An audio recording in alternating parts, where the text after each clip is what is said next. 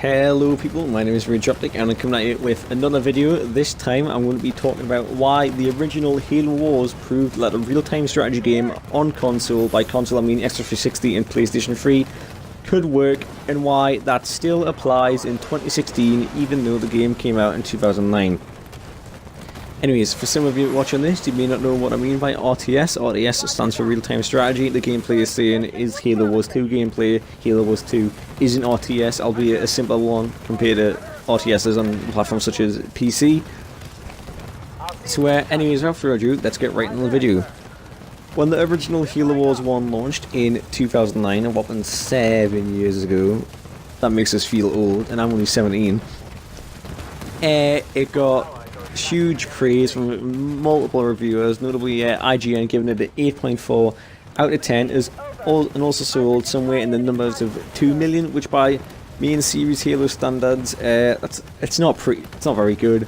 But given that this was a spin-off, even more so an RTS on console, which is much more of a niche genre than other console games, it was definitely a huge hit. It was popular for the community, and you can still find a game on it today.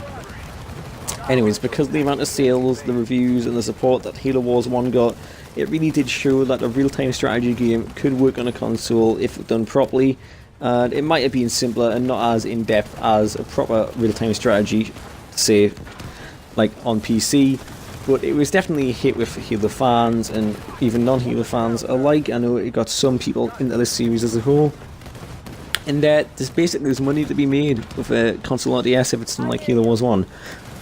Anyways, like I mentioned earlier, the gameplay scenes Halo Wars 2, it's been 7 long years since the original, and the beta has launched. As of this video going up, it's ended today. Like, today was the last day to play it. I was a big fan of the original Halo Wars, and so far I'm also a big fan of this.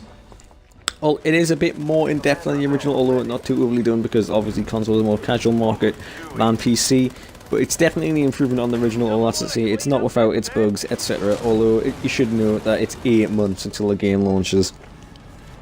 And this sort of just further backs up my point that a console RTS, console style with the console level of depth, can work. It's a genre that needs to have games made because they really aren't very common.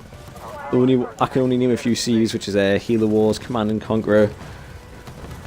I've already ran out of RTSs that were popular on the console, whereas on the PC you have the likes of StarCraft, Age of Empires, Total War, stuff like that.